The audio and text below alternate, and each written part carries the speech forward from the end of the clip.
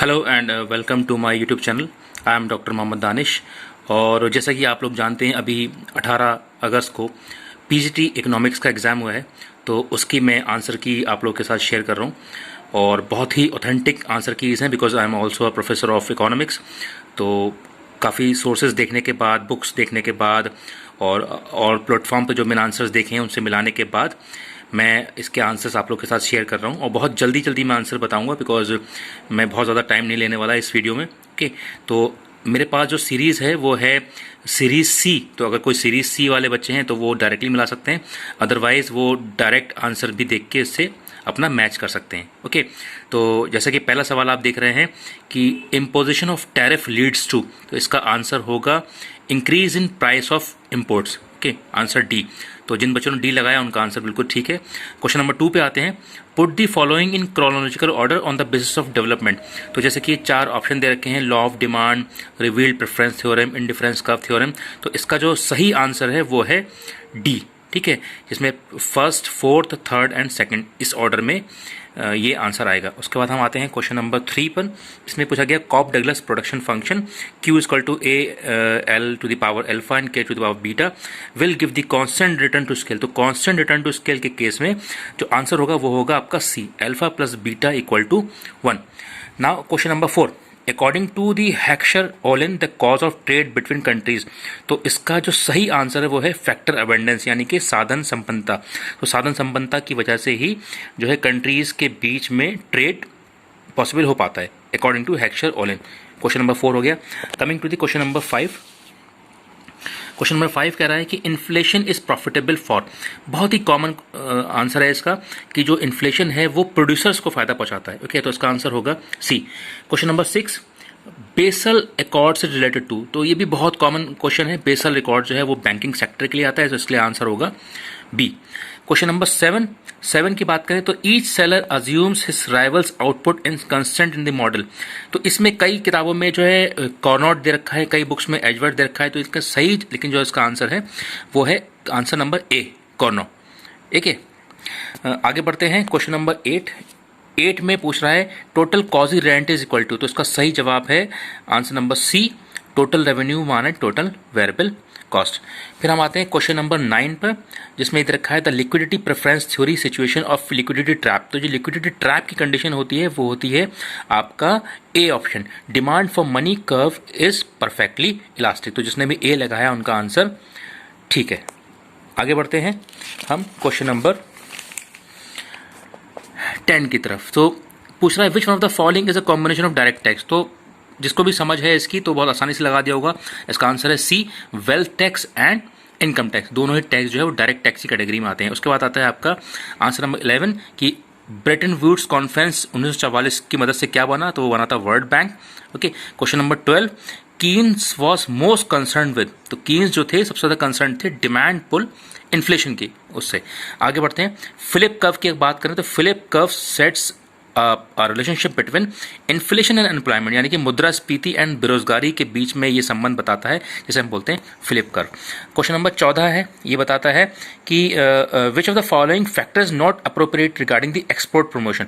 तो export promotion के बाकी सारे तो ऑप्शंस ठीक हैं, लेकिन जो ऑप्शन नंबर सी है to increase supply of goods in home market, तो ये इसका आंसर जो है वो नहीं है, वो गलत है। तो यही सही है, सी पे आपको लगाना है। उसके बाद क्वेश्चन नंबर 15 की बात करें तो what is the value of MPC when MPS is 0। यानी कि एमपीएस यानी कि मार्जिनल प्रोपेंसिटी टू सेव अगर 0 है तो एमपीसी जो है वो 1 होगा। ठीक है, तो क्वेश्चन नंबर 15 का आंसर है 1। 16 की बात करें तो बहुत ही आसान क्वेश्चन था कि जीएनपी और एनएनपी में डिफरेंस किसका होता है। वो डिफरेंस होता है आपका डेप्रीसिएशन चार्जेस, यानी कि answer number C, option C है इसका। क्वेश्चन नंबर 17 कह रहा है according to the Heckscher-Ohlin theory the factor abundance in terms of factor prices. तो इसमें ये पूछ रहा है कि कौन सा कंट्री कैपिटल अबंडेंट होगा। ओके, तो इसका जो सही जवाब है वो है ऑप्शन सी। ठीक है, C upon P L less than P C upon P L. Okay, तो ऑप्शन सी इसका सही आंसर है। उसके बाद हम बात करते हैं question number 18, an optimum tariff. तो ये हमेशा क्या करता है, ऑप्टिमम टैरिफ जो है वो टर्म्स ऑफ ट्रेड्स को सुधारता है, इंप्रूव करता है। तो it improve the terms of trade, यानी कि ऑप्शन नंबर ए। ये हो गया आपका क्वेश्चन नंबर 18। आगे बढ़ते हैं वेरी क्विकली। फाइनेंस कमीशन कौन कंस्टिट्यूट करता है? बहुत आसान, प्रेसिडेंट करता है, सी ऑप्शन होगा। Question number 20, who among the following economists proposed the idea that changes in bank rate impact on the economy through short term trades of interest and working capital? तो ये कहानी बताई थी Keynes ने। Okay, तो question number 20 का जो answer है वो है A, Keynes. 21, which financial system is found in India? तो इसका सही आंसर है B, federal finance system. Question number 22, who has first use the term neutrality of money? तो इसका आंसर है B, Hayek. Question number 23, find out the correct chronological order of the following. Okay, तो इसका सही answer है option number सी, 1, 3, 4, 2, यानी कि सबसे पहले कंजम्पशन फंक्शन ऑफ कीन्स, उसके बाद रिलेटिव इनकम हाइपोथेसिस आया, उसके बाद आया फ्रीडमैन्स परमानेंट इनकम हाइपोथेसिस, उसके बाद लास्ट में लाइफ साइकिल हाइपोथेसिस। ओके, तो ये हो गया क्वेश्चन नंबर 23। आगे बढ़ते हैं very quickly. Question number 24, reproductive and child health, it was started from April 2005, C इसका ऑप्शन है, सही आंसर है। Question number 25, when marginal production increases then total production it also increases by the increasing rate, यानी कि option इसका होगा A, 25 का A. Question number 26, when a country imposes an import duty then the consumer saving of that country, यानी कि अगर कोई country import duty लगाता है तो जाहिर सी बात है तो उसके इम्पोर्ट्स महंगे होंगे, तो जब लोगों को जो चीज़ पहले 100 रुपये की खरीदनी पड़ रही थी अब वो 125 की खरीदनी पड़ेगी, तो जो उनकी सेविंग है वो कम हो जाएगी, तो डिक्रीजेस, 26 का बी। आगे बढ़ते हैं वेरी क्विकली। 27 का, if MPC is equal to 0.5 the multiplier would be 2, answer होगा इसका D. Okay, headquarter of ADB, Asian development, पता ही है आपको, मनीला में है। नबार्ड किसकी मदद से बना था? शिवरामन कमेटी, 29 का सी, शिवरामन कमेटी की मदद से।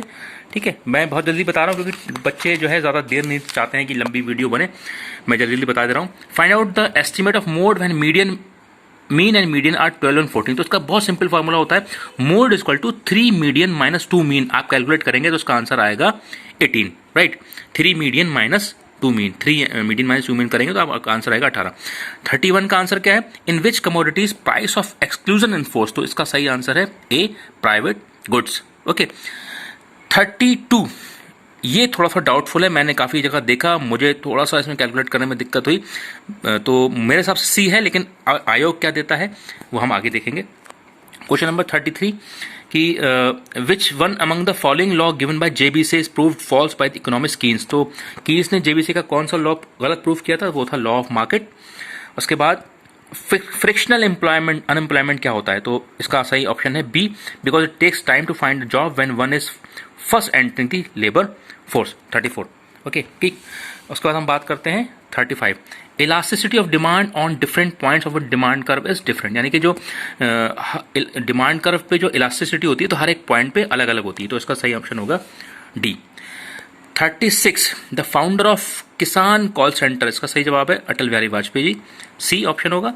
37, सबको पता है कि टेलीकॉम के लिए कौन सी रेगुलेटरी अथॉरिटी है? That is try, telecom regulatory authority of India.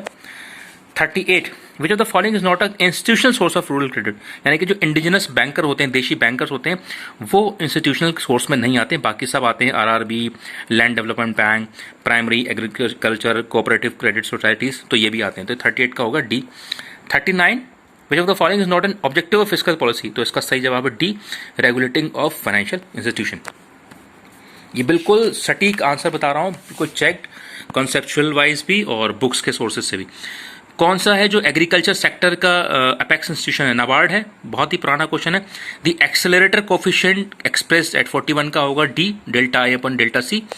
42 का continuous substitutability of capital and labour is shown by, इसका आंसर होगा सी, लीनियर आइसोकॉन्ट कर्व। 43 का जो सही जवाब है वो है 10, जिसमें स्टैंडर्ड डिवीजन पूछा गया है। 44 का सही जवाब है आंसर नंबर सी, इसमें marginal rate of transformation X Y equal to marginal rate of substitution X Y equal to ratio of both the prices of P X upon P Y, तो 44 का होगा आपका सी। फिर हम बात करते हैं 45, विच of the following is not a measure of central tendency, तो सेंट्रल टेंडेंसी नापने के लिए मोड यूज करते हैं, मीन यूज करते हैं, मीडियन यूज करते हैं, लेकिन रेंज का भी यूज नहीं करते हैं। ओके, रेंज जो है एक पोजिशनल एवरेज है। ओके, 46 का सही जवाब होगा ऑप्शन, इसका ऑप्शन होगा बी। ओके, 46 का B. 47, as a result of increase in public expenditure, इसका सही जवाब है option C. 48 what is the true of Giffen goods? तो गिफिन गुड्स के केस में जो सही जवाब है वो है option C, strong negative income effect. 49 की डिसगाइज अनएम्प्लॉयमेंट कहाँ होता है? जिस एग्रीकल्चर सेक्टर में, जिसका मतलब होता है जहां marginal productivity of labour zero होती है या क्लोज टू जीरो होती है, उसे हम बोलते हैं डिसगाइज अनएम्प्लॉयमेंट। तो वो सबसे ज्यादा होता है एग्रीकल्चर सेक्टर में, यानी कि एक खेत पे काम करने वाले लोग बहुत ज्यादा होते हैं। लॉ ऑफ डिमांड सबको पता ही क्या होता है, demand increases with increase in price. 51 flip curve क्या बताता है? फ्लिप कर्व बताता है कि डिक्रीज अनएम्प्लॉयमेंट और increase money supply curve. Okay, तो इसका 51 का सी। बाकी लास्ट 5 ईयर प्लान सबको पता ही है, 12 था। 53 की अगर हम बात करें, definite marginal propensity to consume is equal to delta C upon delta Y. अगर हम इसको इनकम के फॉर्म में कर रहे हैं तो ये आंसर होगा इसका ए, 53 का ए। 54 की बात करें कि कॉम्प्लीमेंट्री गुड्स के केस में क्रॉस इलास्टिसिटी ऑफ डिमांड क्या होती है? वो होती है नेगेटिव, यानी कि 54 का होगा आपका D.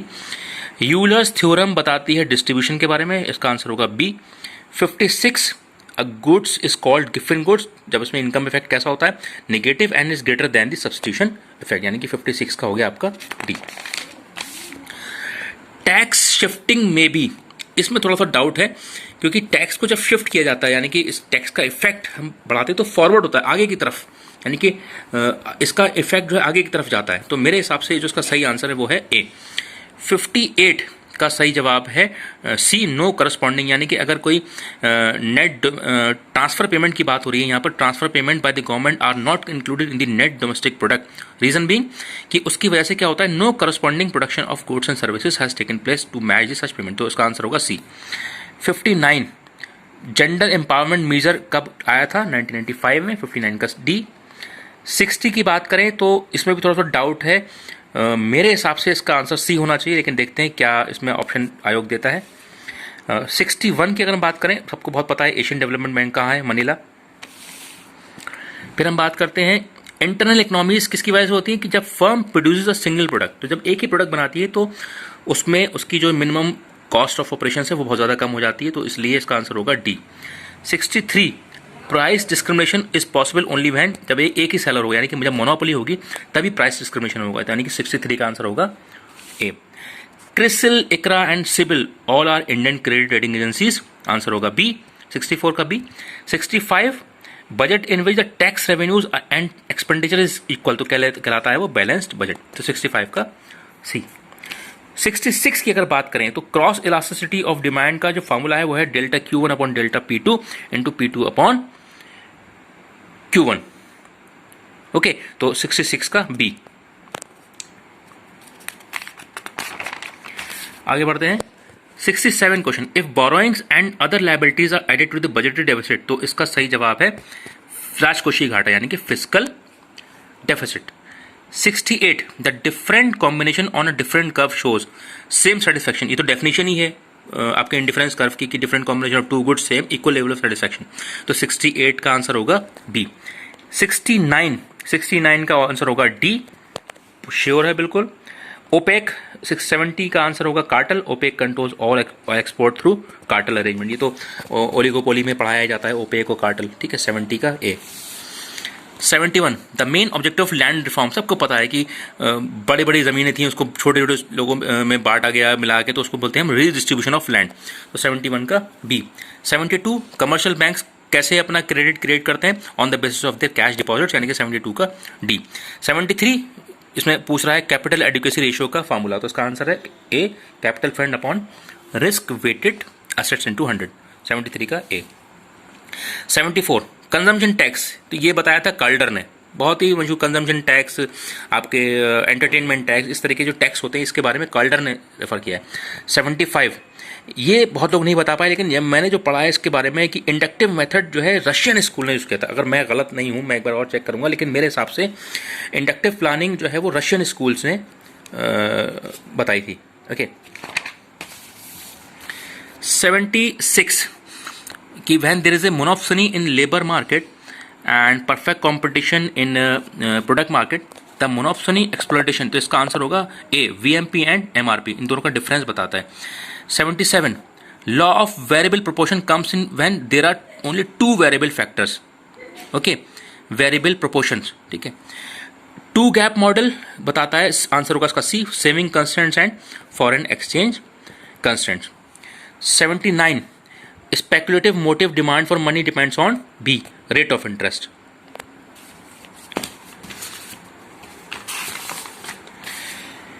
80 which of these is not objective of monetary policy. तो इसका जो सही जवाब है मेरे हिसाब से वो होगा डी, रिसोर्स मोबिलाइजेशन।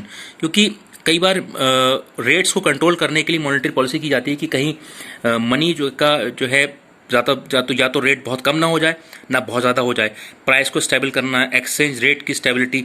लेकिन रिसोर्स मोबिलाइजेशन जो है वो मॉनेटरी पॉलिसी का मेरे हिसाब से ऑब्जेक्टिव नहीं, तो 80 का डी होना चाहिए। 81 इक्विलिब्रियम, ए इसका डी आंसर है, सारे ऑप्शन ठीक है, 81 का D. 82 according to opportunity cost theory of Haberler full specialisation occurs. तो इसका जो मेरे हिसाब से सही ऑप्शन होना चाहिए, इसका होना चाहिए सी। फिर भी आप लोग चेक करिएगा एक बार, मैं इस पर थोड़ा सा डाउटफुल, मैं इसको 100% नहीं बोलूँगा, आयोग के हिसाब से इसके आंसर की देखना पड़ेगी। Okay, V K R V Rao is associated with national income, सबको पता है ये। 84 which of them is not a type of equilibrium. तो इसमें प्रोबेबल दे रखा है, स्टेबल दे रखा है, अनस्टेबल दे रखा है, न्यूट्रल दे रखा है, ठीक है। तो प्रोबेबल इसका शायद नहीं होगा आंसर, ठीक है। स्टेबल भी होता है, अनस्टेबल भी होता है, न्यूट्रल भी होता है, लेकिन प्रोबेबल नहीं होगा, तो 84 का ए आंसर होना चाहिए। 85 बहुत ही आसान है, मोनोपोली का फॉर्मूला पूछ रहा है, डिग्री ऑफ मोनोपोली, तो इसका आंसर है P minus MC upon P, 85 का A. 86 important features of statistical data, सारे ऑप्शन ठीक हैं इसमें, 86 का D. 87 public expenditure is used as compensatory expenditure in period of depression, यानी कि बी इसका सही जवाब है। Principles of kink demand curve, बहुत ही आसान क्वेश्चन था, पॉल एम सूजी ने दिया था ये, ठीक है, जिसे हम ओलिगोपोली में पढ़ते हैं, 88 का C. 89 which of the following theory of wages was propounded by the professor Walker. तो इसका सही जवाब है D, residual claimant theory. 90 which is benefited during money inflation, जो मनी इन्फ्लेशन में हमेशा बारोअर को फायदा होता है। 91 word potential surprise related to profit theory, 91 का D. 92 the green climate fund was establish in Cancun summit 2010 but thought of it began in. इसका मेरे हिसाब से जो सही आंसर है वो है B, United Nations framework convention in climate exchange. लेकिन देखते हैं आयोग क्या देता है, लेकिन मैंने जो चेक किया उसमें मुझे यही मिला, 92 का B. 93 one of the instrument of quantitative credit control, बहुत आसान, जिसमें कि आपके SLR, बैंक रेट, CRR, तो बैंक रेट इसका सही आंसर है, 93 का डी। 94 सबसे ज्यादा पावर जनरेशन किसमें होता है, थर्मल पावर, 94 का B. According to Dalton which form of taxable capacity is useful. तो मेरे हिसाब से इसका दोनों होना चाहिए, लेकिन कुछ जगह आंसर इसका रिलेटिव टैक्सेबल कैपेसिटी भी दिया हुआ है, तो एक बार चेक कर लीजिएगा इसको। 95 का बी भी हो सकता है और सी भी हो सकता है। 96 economics of problem of choice arises because resources have alternative uses, यानी कि 96 का C. Trade cycle is purely monetary phenomenon, this statement belongs to, कुछ जगह इसको जो है RG हॉटरे ने कुछ लोग बता रहे हैं, मैंने बुक्स में भी देखा, कुछ जगह दे रखा है ACP को, तो इसमें थोड़ा सा डाउट है, इसको आयोग के हिसाब से सही मानेंगे। फिर हम बात करते हैं 98, इसमें ये दे रखा है, एक ही से पकड़ सकते हैं आप, रिलेटिव इनकम हाइपोथेसिस, ये किसने दी थी, जेम्स ड्यूसनबरी ने, तो ए का 2, यानी कि ये दिख रहा है आपका सी ऑप्शन, तो 98 का सी। 99 की बात करें तो इसका जो आंसर है वो है D, elasticity of substitution is greater than 1, Cobb Douglas production function, जिसने पढ़ा होगा उसे पता होगा, 99 का डी। आगे बढ़ते हैं 100, RN मल्होत्रा कमेटी जो है वो इंश्योरेंस सेक्टर की है, ठीक है। डेमोग्राफिक ट्रांजिशन का मतलब होता है कि shift from condition of high birth rate and high death rate to the low birth and low death rate, यानी कि 101 का आंसर होगा B. 102 a country can improve its balance of payment by devaluation when the elasticity of demand और for exports and import is greater than unity, यानी 102 का ए। 103 में पूछा गया है कि ये डी क्या है, 6 सिग्मा डी स्क्वायर, तो डी जो है ये डिफरेंस ऑफ 2 रैंक्स है, 103 का B. Tariff is not a tool for, इसका आंसर होगा डी, एक्सचेंज रेट स्टेबलाइजेशन, क्योंकि टैरिफ जो है कभी भी एक्सचेंज रेट को स्टेबलाइज करने के लिए नहीं किया जाता है, जो डोमेस्टिक इंडस्ट्रीज होती है उसे प्रोटेक्ट करने के लिए किया जाता है, बैलेंस ऑफ पेमेंट को ठीक करने के लिए किया जाता है, और इंपोर्ट्स को डिक्रीज करने के लिए किया जाता है, यानी कि 104 का डी। 105 पे अगर हम बात करते हैं कि क्या है कैरेक्टरिस्टिक, क्या नहीं है कैरेक्टरिस्टिक ऑफ इंडिफरेंस कर्व, तो कभी वर्टिकल नहीं होता है, ठीक है। 105 का डी। 106 की बात करें तो बहुत ही आसान क्वेश्चन दे दिया इन्होंने, फार्मूला पूछ लिया, जो कि मैंने भी इससे पहले बताया था, शुरू में जो क्वेश्चन आया था जिसमें कि मोड निकलवाया था, तो यही वो फार्मूला है, mode equal to 3 median minus 2 mean, तो 106 का C. 107, which of the following is not a tool for fiscal policy, is not a tool for fiscal policy, तो बैंक रेट जो है वो मॉनेटरी पॉलिसी का टूल है, ठीक है, तो ये हो गया 107 का डी। 108, टैक्सेशन का ऑब्जेक्टिव क्या होता है, वो होता है रेगुलेशन ऑफ इकोनॉमी, 108 का बी। 109 कि भाई ह्यूमन डेवलपमेंट इंडेक्स में क्या नहीं है, तो सी इसका आंसर है, इन्फेंट मोर्टेलिटी रेट।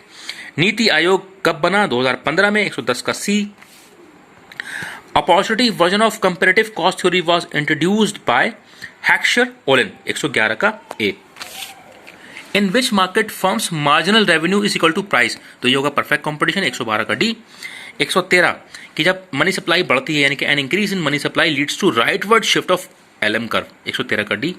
114 कि एयर ऑफ ग्रेट डिवाइड, बहुत पुराना क्वेश्चन है, 1921, option A.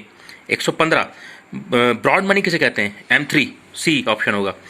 Open market operation का मतलब क्या होता है कि जब आरबीआई जो है purchase and sale of government securities, जब आरबीआई जो है गवर्नमेंट सिक्योरिटीज की मार्केट में खरीदारी और बेचता है, तो उसे बोलते हैं ओपन मार्केट ऑपरेशंस, 116 का C. 117 according to Ricardo which type of cost difference is necessary, तो इसका सही जवाब है बी, 117 का B, comparative cost difference. 118 the measurement of divide to series into two equal parts, median, 118 का B. 119 real wage is more return than monetary wage, का सभी answer ठीक है, free house, free treatment, free deduction, free education, तो all of the above होगा इसका, 119 का D. मुद्रा योजना स्टार्ट हुई थी 8 अप्रैल 2015 को, यानी कि 120 का आंसर होगा ए। कीन्स ने क्या बताया था, which of the following books by Keynes interpret the concept of inflationary gap, तो इसका सही आंसर है how to pay for the war, यानी कि 121 का बी। 122 में कंज्यूमर्स इक्विलिब्रियम कब आता है, जब इसका आंसर होगा डी, जब marginal utility of both the communities equal to the prices of them, यानी कि डी आंसर होगा 122 का D. 123 propounder of comparative cost advantage theory, इसका आंसर है रिकार्डो, 123 का B. Which theory is example Leontief paradox, Heckscher Ohlin theory, 124 का C. Aggregate curves start from, इसमें थोड़ा सा डाउट है, मेरे हिसाब से इसका none of the above answer है, ठीक है, बाकी आयोग क्या आंसर देता है वो देखते हैं। तो ये मैंने सारे आंसर बताए आपको, काफ़ी हद तक ऑथेंटिक ऑफिशियल हैं, क्योंकि मैंने अपनी कंसेप्चुअल नॉलेज से, क्योंकि इकोनॉमिक्स ही पढ़ाता हूँ मैं, और मैंने बुक्स भी देखी हैं, और जितने भी क्वेश्चंस ये आए हैं ये सब नेट की किताब से आए। मैंने इससे पहले एक वीडियो भी बनाई थी कि जो लोग पीजीटी की तैयारी कर रहे हैं वो नेट की किताबों से पेपर लगाएं, तो आज का जो पेपर आया है ये सारा इन्होंने उठा के जो यूजीसी नेट की किताब है इनकी, उसमें से दिया है। तो जो भी बच्चे तैयारी कर रहे हैं वो यूजीसी नेट की तैयारी किताब से पढ़ें, तो काफ़ी हद तक उन्हें जवाब मिल जाएंगे। तो आज के लिए इतना ही, thank you very much for watching today's video. Thank you.